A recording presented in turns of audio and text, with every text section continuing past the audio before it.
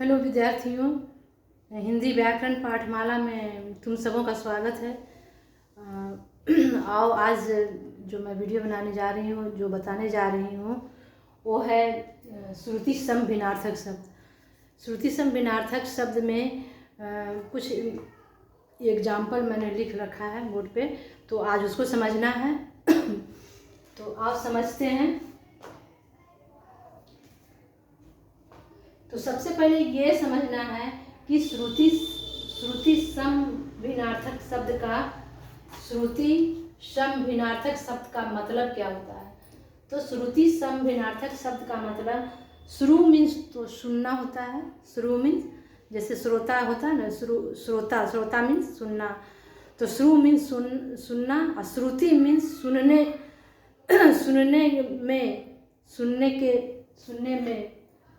सम means बराबर, सम means बराबर या उसके समान। भिन्नार्थक मतलब भिन्न अर्थ देने वाला। श्रुति सम माने उसके समान, सुनने में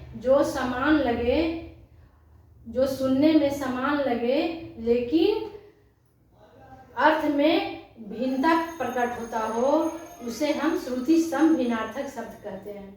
और ये तो अर्थ हो गया, श्रुति सम भिन्नार्थक शब्द का अर्थ हो गया। अब इसकी परिभाषा जानते हैं। परिभाषा है जो शब्द सुनने में और पढ़ने में, जो शब्द सुनने में और पढ़ने में समान लगे लेकिन उसका अर्थ भिन्न हो, तो उसे हम श्रुति सम भिन्नार्थक शब्द कहते हैं। अर्थ में भिन्नता, इसलिए प्रयोग करते समय यह ध्यान रखना चाहिए कि ये कौन सा शब्द सही है। तो ये चैप्टर भी बहुत ही इम्पोर्टेंट चैप्टर है, क्योंकि हिंदी में बड़ा शब्द जो लिखना, शुद्ध शब्द लिखना बड़ा मायने रखता है। अगर शब्द शुद्ध नहीं है तो हिंदी का लिखना अधूरा ही माना जाता है। तो आओ हम देखते हैं, उदाहरण देखते हैं। देखिए, यहाँ पे ये शब्द है, ये अर्थ है। ये शब्द है। देखिए, फर्स्ट नंबर में शब्द है अंश, दूसरा शब्द है अंश। दोनों एकदम समान लग रहा है, अंश। देखिए, एकदम गौर करने की बात है। देखिए, अंश समान लग रहा है, बोलने में और सुनने में, दोनों में समान लग रहा है, अंश। लेकिन एक अंश में तलाबी सा है और एक अंश में दंती सा है। तो मात्र वर्ण का परिवर्तन होने से, शब्दों में वर्ण का परिवर्तन हो जाने से अर्थ में भिन्नता प्रकट हो जाता है, अर्थ में भिन्नता आ जाता है। तो देखिए, ये अंश, एक तलाबी सा वाला अंश मतलब होता है भाग, और दंती सा अंश मतलब होता है कंधा। अंश मीन्स भाग। कौन भाग? कहता है ना कि ये अंश, ये तुम्हारे अंश का है, ये तुम्हारे भाग का है, ये देवताओं के अंश का है, मतलब भाग। ये तो जो कि हम अंश हमेशा बोलते हैं, भाग तो नहीं बोलते हैं। अर्थ भले भाग है, कंधा भले भाग है, लेकिन बोलते नहीं है। अपनी भाषा में अंश का ही प्रयोग करते हैं। देखिए, अर्थ ये तो नहीं कहते ये तुम्हारा भाग है, ये तुम्हारा कंधा है, नहीं ऐसा बोलते हैं घरेलू बोलचाल की भाषा में। जब वाक्य में हम प्रयोग करते हैं बोलते समय, तो बोलते हैं ये देवता तुम्हारे अंश का था, ये जो आम था तुम्हारे अंश का था। और ये अंश कहते हैं ना, ये शरीर का अंश है। ये शरीर का कौन सा अंश है, कौन सा भाग है, कौन सा अंश मीन्स कंधा। अब देखिए, दूसरा है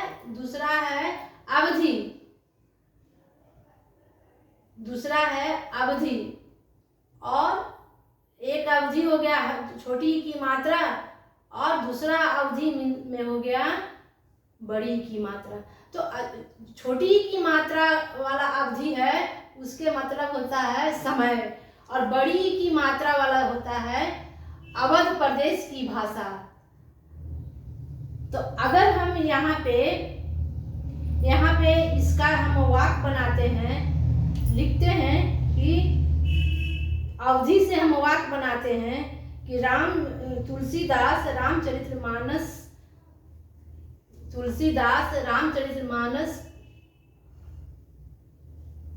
तुलसीदास देखिए यहाँ पे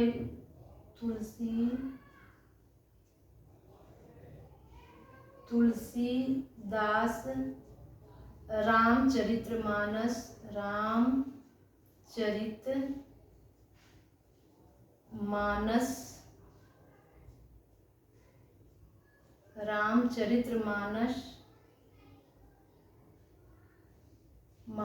अवधी भाषा में लिखे हैं। अवधी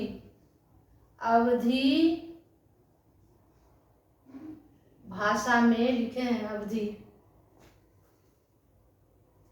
में लिखे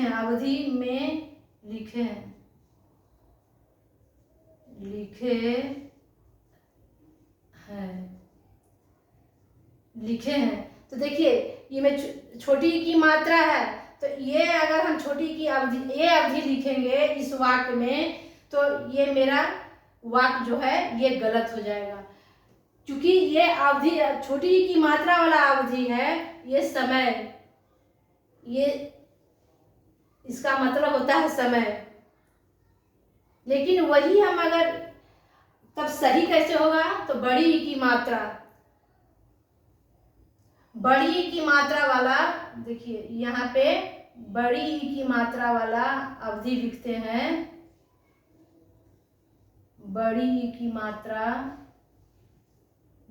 मात्रा वाला अवधि लिखे हैं। तुलसीदास रामचरितमानस अवधि में लिखे हैं, तब ये वाक्य पूर्णतः शुद्ध वाक्य हो जाएगा, क्योंकि ये बड़ी की मात्रा वाला अवधि हो गया कि अवध प्रदेश की भाषा।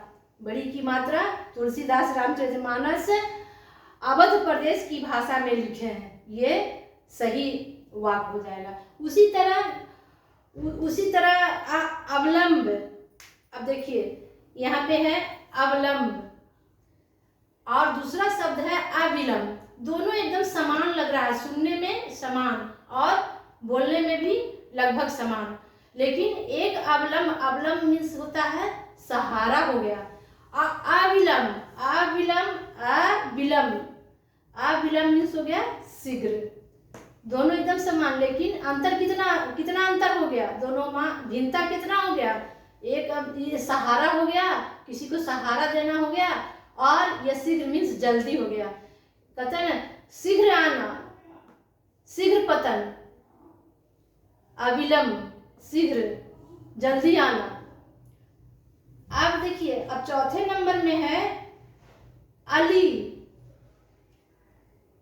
एक अली हो गया बड़ी की मात्रा वाला, और दूसरा हो गया छोटी की मात्रा वाला अली, लेकिन दोनों एकदम पढ़ने में और सुनने में एकदम बिल्कुल समान। अली अली,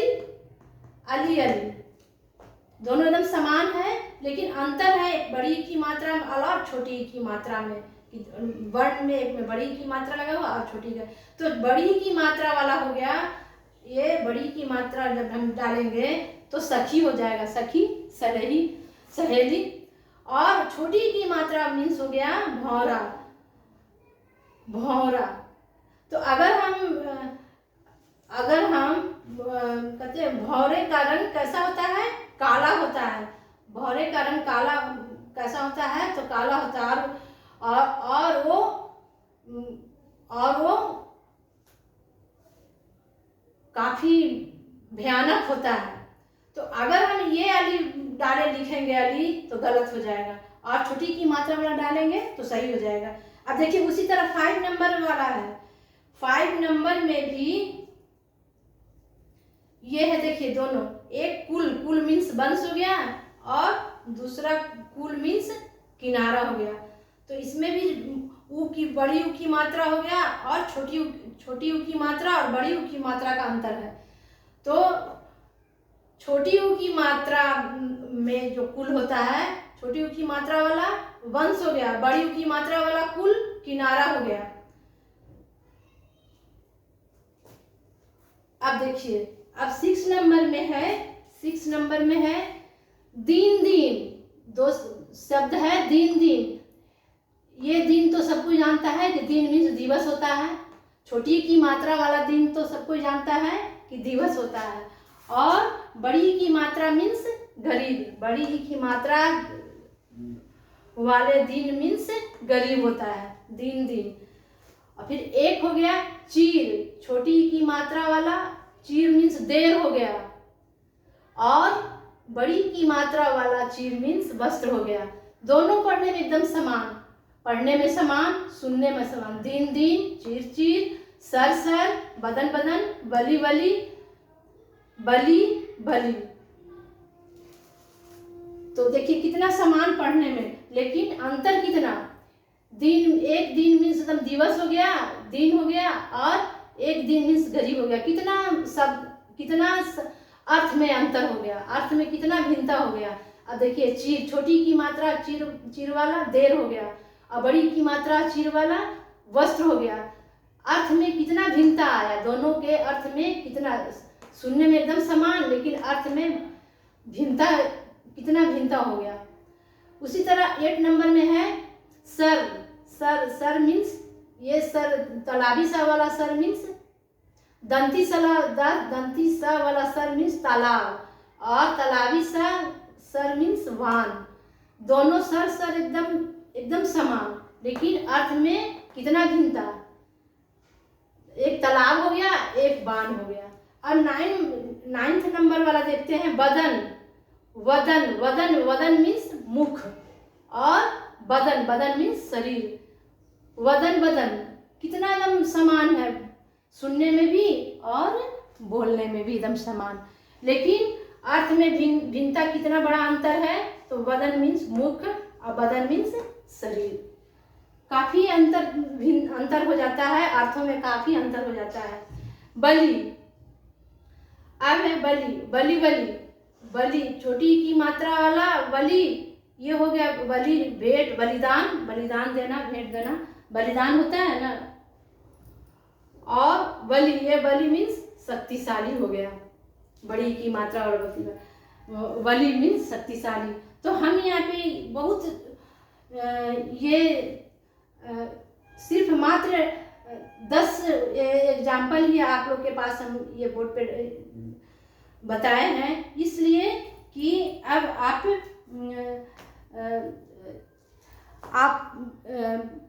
मेरे प्यारे विद्यार्थियों, आप सबों को भी काफ़ी मेहनत करना है, और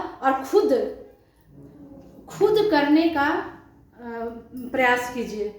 शिक्षक तो मात्र एक साधन है, शिक्षक तो सिर्फ साधन है, और साधक तो आप सब विद्यार्थी होते हैं। साधक कौन हुए? तो विद्यार्थी हुए। तो साधना किनको करना है? विद्यार्थियों को करना है। मेहनत किनको करना है? तो विद्यार्थियों को करना है। मेहनत और परिश्रम विद्यार्थियों को करना है। तो हम ये आप सब भी खुद चैप्टर को, हर एक चैप्टर को मेहनत कीजिए और खुद अध्ययन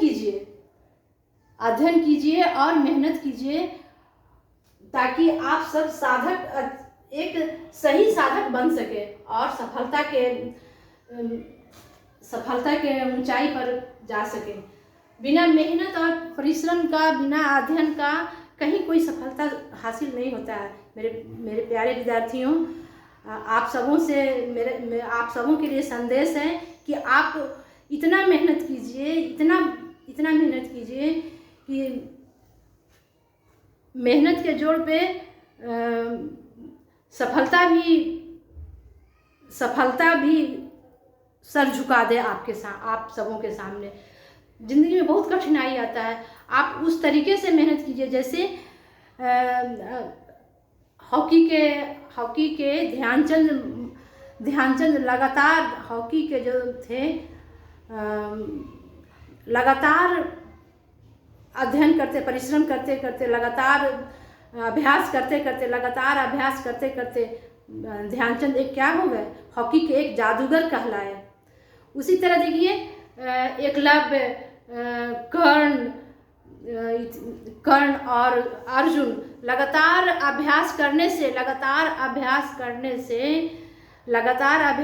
से, सतत प्रयास करने से ये क्या हुए, एक महान धनुधर कहलाए ये तीनों।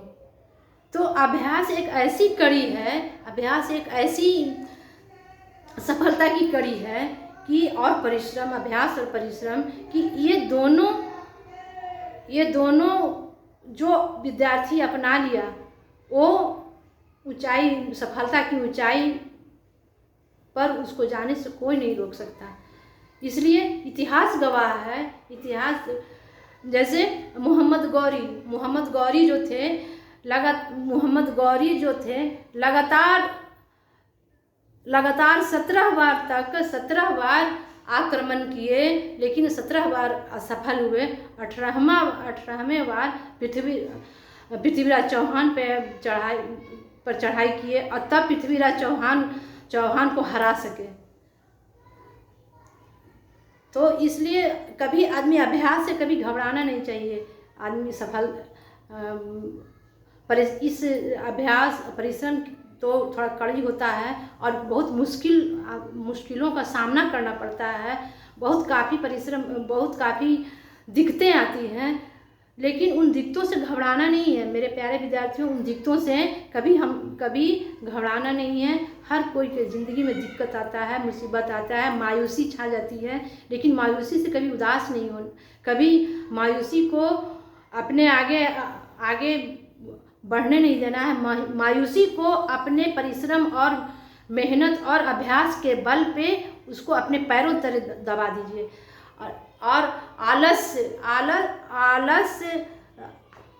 तन मन में आलस जरूर रहता है, लेकिन ये आलस रूपी जो राक्षस है, आलस रूपी जो शत्रु है आदमी के, मनुष्य के शरीर में, उसको आप कम करने के लिए, उसको आप अपने अंदर से हटाने के लिए आप खुद ऊपर वाले से दया मांगिए, महादेव से दया मांगिए कि हे प्रभु आप हमें ये आलस रूपी शत्रु से हमें बचा लीजिए, ताकि हम अपने मंजिल को पा सके।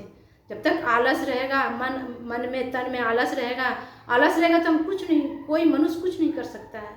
इसलिए ऊपर वाले से भी प्रार्थना करते रहना चाहिए ताकि हम अपने जीवन में सफल हो सकें। विद्यार्थियों, आज की वीडियो यहीं तक, लेकिन अगले वीडियो में मेरा जो वीडियो जो मैं आगे बनाई हूँ, ये अलंकार, मेरा अर्थालंकार सब अभी इनकम्प्लीट है।